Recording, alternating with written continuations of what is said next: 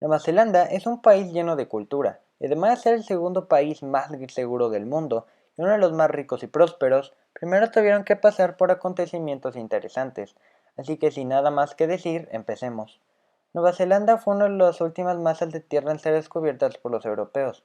pero fue poblada desde el siglo VIII por un pueblo que se trasladó desde islas cercanas, pero se cree que el año en el que los actuales indígenas llamados maoríes llegaron a las islas fue en el año de 1280. Los primeros asentamientos de esta tribu fueron los llamados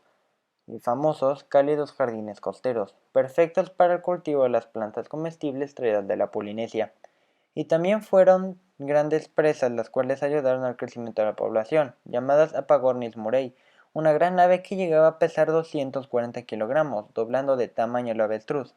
Y debido a esta buena alimentación, en solo 100 años conquistaron todo el territorio, pero hacia el año de 1400 las grandes presas se redujeron en población, y los nativos tuvieron que cazar presas más pequeñas, pero afectaron a su crecimiento. Y cuando los primeros europeos avistaron la isla, fueron los neerlandeses, en el año de 1642, bajo el mando de Abel Tasman, que había reclamado la actual Tasmania al imperio neerlandés, pero debido a fuertes corrientes, su barco fue atraído a las islas, las cuales nombró Statenland,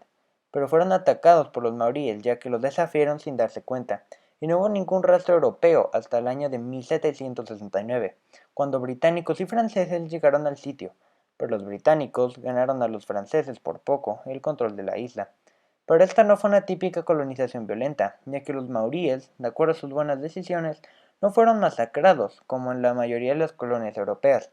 siendo el primer asentamiento europeo la bahía de Doubtless, la cual fue creada en 1769 por los británicos, siendo liderados por James Cook, y volviendo en 1773 y 1777,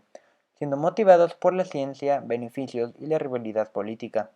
Barcos balleneros y cazadores de focas empezaron a llegar en la década de 1790, pero sin afectar a los maoríes, y con los misioneros católicos llegaron, se fueron asentando en las bahías de las dos islas, seguidas por más religiosos. Y hasta la década de 1820, los extranjeros que más visitaban la isla eran los americanos, que venían desde Nueva Inglaterra, y el lugar donde la mayoría de estadounidenses iba era la ciudad de Corareca, la actual Roseau. Era conocida como Gomorra, la lacra del Pacífico. Como resultado, los actuales visitantes de Nueva Inglaterra podían tener familiares lejanos con los maoríes locales. Y no hubo ningún conflicto de escala mayor entre europeos y maoríes. La verdad es que los maoríes murieron a causa de guerras internas entre tribus, y una de las más famosas fue la Guerra de los Mosquetes, la cual fue desde 1807 hasta 1836, en la cual murieron alrededor de 20.000 maoríes, e inició cuando los nativos de la isla norte invadieron la isla del sur, ya que estos contaban con un avance tecnológico mejor que la isla del sur, ya que en esta isla llegaban la mayoría de los europeos, al igual que productos como cerdos o papas. Pero en fin, la invasión fue llevada a cabo y liderada por Hongi Hika.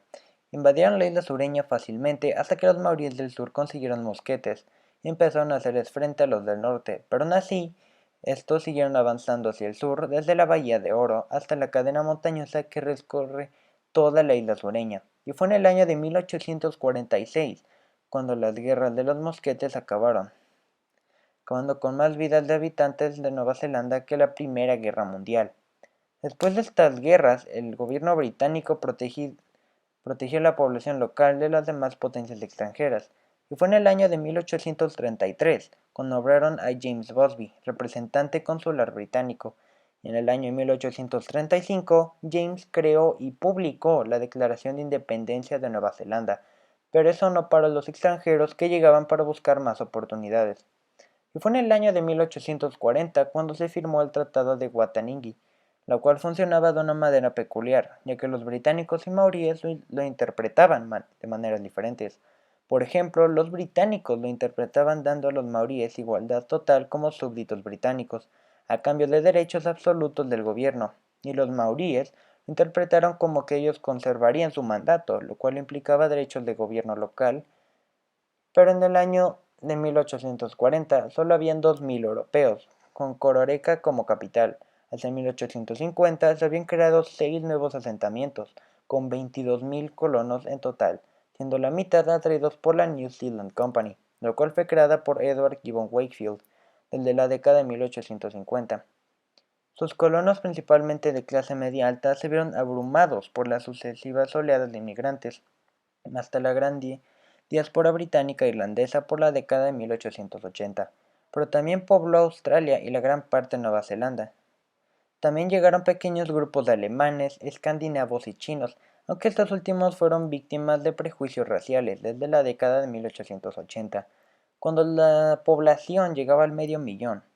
y fue durante esta época en la que la fiebre de oro inició, fundando la ciudad de Dunedin, convirtiéndola rápidamente en la ciudad más grande del país, ayudando también al desarrollo económico, al igual que la venta de lana, llegó a crecer rápidamente, pero no todo fue bueno, hasta que en el año de 1879 la depresión llegó. Cuando el precio de la lana bajó, la producción de oro disminuyó, al igual.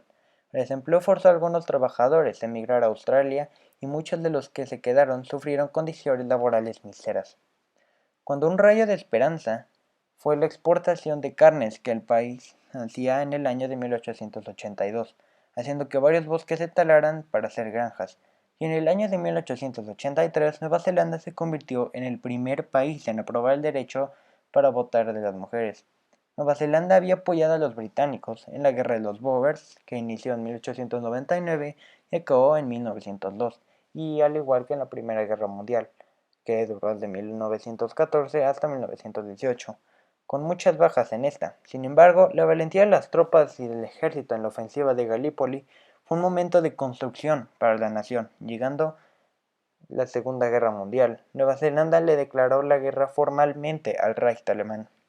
mandando a 140.000 hombres a pelear en África y en Europa. Retrocediendo un poco, en la década de 1930, enormes barcos transportaban carne congelada, queso y mantequilla, además de lana, a Gran Bretaña. Con la adaptación de la economía neozelandesa a la alimentación de Londres, se fortalecieron los vínculos culturales. Los niños estudiaban historia y literatura inglesa, no neozelandesa. En los siguientes años se fue introduciendo la televisión y varios objetos y artículos que en el mundo ya se habían introducido desde hacía mucho tiempo. Y fue en el año de 1990 cuando la cifra de británicos que llegaban al país empezó a descender y se llegó a una masiva llegada de africanos y asiáticos, siendo en el 2006 la población del 9% asiática, y ahora en el año 2017 llegó la tercera presidenta mujer, Jacinda Ardern, esperando a Nueva Zelanda un futuro brillante. Y eso fue todo y muchas gracias por verlo. Me gustaría que recomendaran el canal para seguir creciendo, así que los veo en el siguiente video que será una sorpresa. Gracias y hermoso día. Hasta luego.